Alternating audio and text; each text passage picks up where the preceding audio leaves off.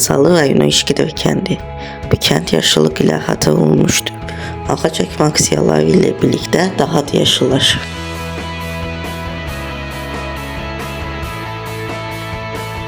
Tarix müəllimi Bahadır Abdullayev. İşgədərənin zəngin tarixi, keçmişi olduğu qədər maraqlı xeyriyyəçilik tarixi də var.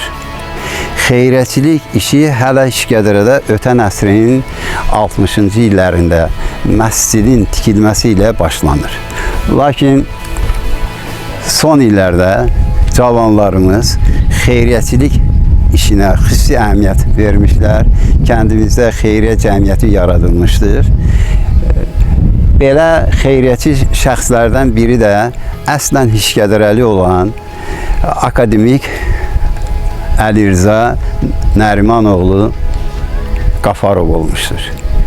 Əli Rza 1985-ci ildən Moskvada yaşamış və gördüyünüz İmamzadə ziyarətgahı onun təşəbbüsü ilə tikilmişdir.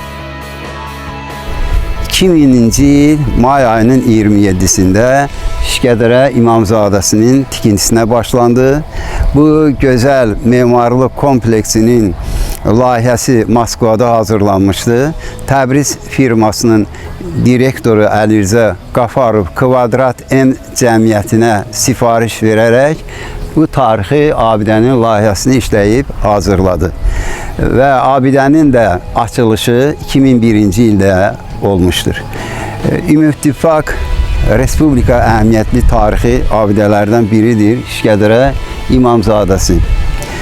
Bundan başqa Əli Rzanın gördüyü xeyriyyəçilik işlərindən biri də zəvvarların istirahətini təmin etmək üçün tikilən xeyirxah tədbirlər evidir. Burada əsl səliqə sahman yaradılmışdır.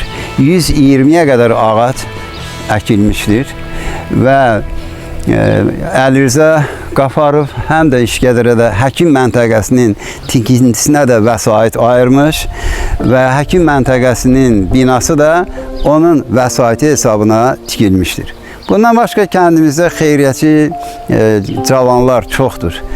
Məsələn, vətən şəhidlərinin abidəsinin əbədiləşdirilməsi üçün onlar Şəhidlər Xiyabanı, Böyük Vətən Müharibəsinin qəhrəmanları, Qarabağ Savaşının qəhrəmanları abidəsini əbədiləşdiriblər. İşgədərə kəndində şəhidlər mövcud olmuşdu və onları unutmamaq üçün bir neçə abidə yaradılmışdı.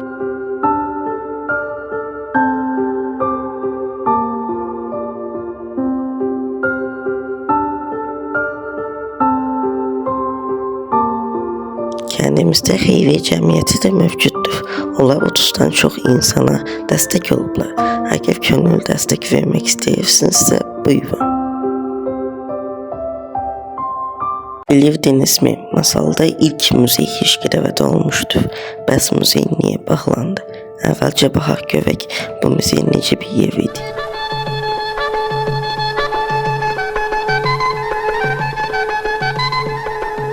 Masallı rayon Tarix Ölkəşünaslıq Muzeyi Xoşgədərə kəndində yerləşir. Əməkdar müəllim Rəhim Tağıyevin rəhbərliyi ilə neçə illərdir ki, şagirdlər yurdumuzun qədim tarixi keçmişinə, incəsənətinə dair eksponatlar toplayırdılar. Bir gün gəldi ki, bu eksponatlar məktəb muzeyi çərçivəsinə sığmadı. Onların sorağı bütün respublikamıza yayıldı. Kənddə dövlət muzeyi yaradıldı.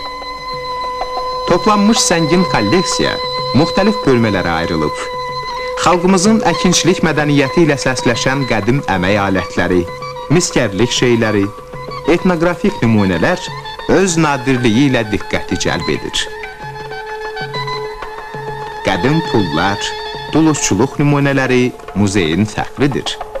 Elə etnoqrafik nümunələr var ki, onlara bu yerlərin məişətində indi də rast gəlmək olar.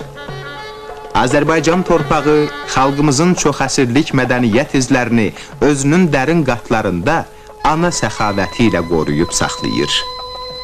Bugün də Xoşgədərə məktəbinin şagirdləri tarix dərslərini çox zaman Masallının müxtəlif güşələrində, qazıntılarda keçirirlər. Tapılan maddi mədəniyyət abidələrimiz sonralar əyani dərs vəsaitinə çevrilir. Bir diyarın ulu keçmişi haqqında təsəvvür yaratmaq baxımından Masallı Tarix Ölkəşünaslıq Muzeyi müstəsna əhəmiyyətə malikdir. Onun eksponatları gündən günə artır.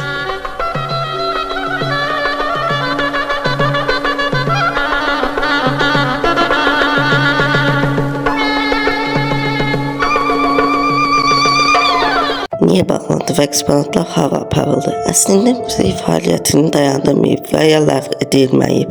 Sadəcə olaraq daha böyük və müasir bir məkana küçülüb. Vaxt keçdikcə eksponatların sayı çoxalmışdır və kənddəki köhnə bina bu qədər tarixi əşyanın müasir standartlara uyğun qurulması, eləcə də turistlərin rahat ziyarəti üçün kifayət etmirdi. Eksponatların aqibəti isə 2013-cü il dövlət tərəfindən Masal şəhəri mərkəzində Tarixi Diyarşünaslıq Muzeyi üçün yeni binanın inşasına qərar verildi. 2016-cı ildə həmin yeni bina istifadəyə verildikdən sonra İşgədərə kəndindəki qurulan bütün eksponatlar tam şəkildə yeni binaya küçürüldü. Sentyabrın 3-də Masallıya səfəri çərçivəsində Prezident İlham Əliyev Tarix Diyarşünaslıq Muzeyinin açılışında da iştirak etdi. Ümumi sahəsi 1861 kvadrat metr olan muzeydə 5 ekspozisiya zalı yaradılıb. Ekspozisiyalarda Masallının tarixi, bu ərazidə tapılan qədim əşyalar, ümumiyyətlə rayonun həyatı ilə bağlı məlumatlar toplanıb. Muzeydə 7000-dən çox eksponat mövcuddur və onlardan 2000-i ekspozisiya zallarında nümayiş etdirilir. Burada müstəqillik tariximizə xüsusi yer verilir. Müstəqilliyimizin banisi olan xalqımızın ümumilli lideri Heydər Əliyevin və Prezident İlham Əliyevin həyat və fəaliyyətini əks etdirən fotolardan ibarət güşələr qurulub. Muzeyin Mansard hissəsində rəsm otağı, sərgi zalı, fond otağı, müxtəlif tədbirlərin keçirilməsi üçün nəzərdə tutulan akt zalı da yaradılıb. Bəs indi oranın əhalisi necə yaşayır? Düzən desək, əhalinin yaşamı keyfiyyətini qaldıran məhz xeyriyyət cəmiyyətidir. Onlar bu videoda bütün danışdıqlarımızı məhz olmadan kənd bunlar həyata keçirə bilməzdir. Kəndin yaşıllaşması, kəndin işıqlanması, Muzey İmamzadə məntəqənin tikilməsi onların vəsaiti hesabına olmuşdur. Ona görə də onlara xüsusi təşəkkür düşür. Sən İşgədərə kəndində başqa nə həyata keçirilməsini istəyirsənsə, fəylərə yaz. Əminəm xeyriyyətçi cəmiyyəti bunu oxuyacaq. Mənim şəxsi istəyim isə bağçanın yenilənməsi. Düzdür, bağçanın həyətindəki park onların hesabına yaradılıb. Mən isə istəyirəm ki, bağçanın öz binası yenilənsin. Qısaca kəndin tarixi belə idi. Təkrar xeyriyyətçi cəmiyyətinə öz təşəkkürümü bildirirəm. Xeyriyyətçi cəmiyyətinə könüllü dəstək verə bilərsiniz və sağ olun.